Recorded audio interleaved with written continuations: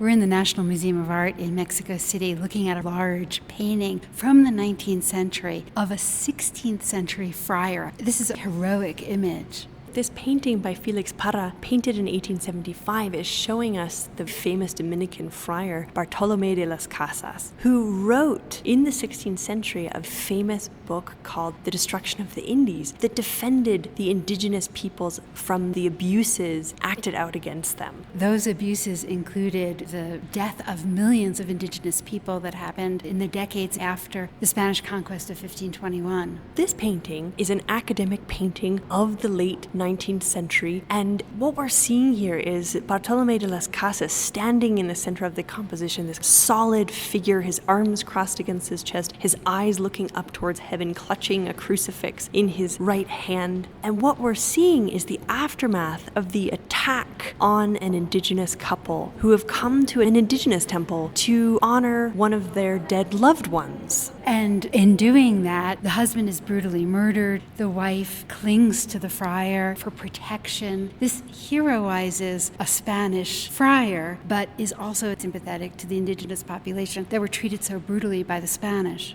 And we're seeing elements that identify this as the traumatic aftermath of this moment. On the left bottom of the composition, we see incense that's still burning but that's been toppled over. We see a garland of flowers with paper banners that's falling down and tattered. We see columns that have been toppled. And of course, the husband whose body is splayed and due to foreshortening looks like he's coming out towards us, and there's blood running down from his head. And all of this taking place within this architectural setting, borrowed from the architecture of indigenous people.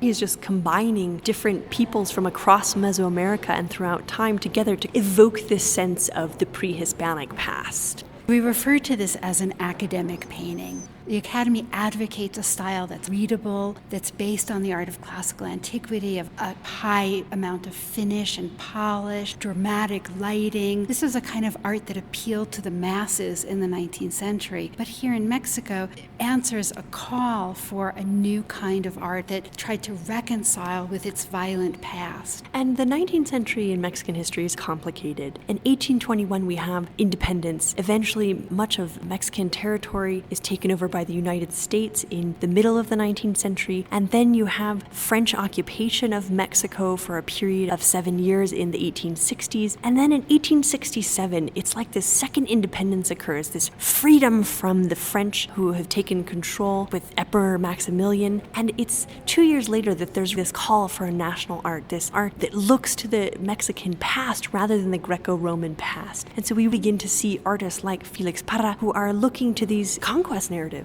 Parra could have looked at indigenous people who were contemporary with him in the end of the 19th century who were living impoverished lives, but here chooses a subject from the past. It's safe at a distance to look at. It doesn't force people in the late 19th century to deal with political reality. So it's a coming to terms, but in a way not as honest as maybe in the 21st century we wish it had been. And of course, while condemning the violence associated with the conquest, it's certainly not condemning that the conquest should have occurred. Right, the idea is that it was still the right thing to do to Christianize the people who lived here. Even if the violence was wrong. This painting was paired with another one of his paintings that was done 2 years later that shows the massacre of Cholula, which was a moment in the conquest narrative where the conquistador Hernán Cortés enters the city of Cholula and he demands luxury items, gold and silver, and wants the people to side with him, but they refuse, and in return he massacres thousands of people. So this idea of condemning some of the acts of conquest, but not necessarily the idea of conquest.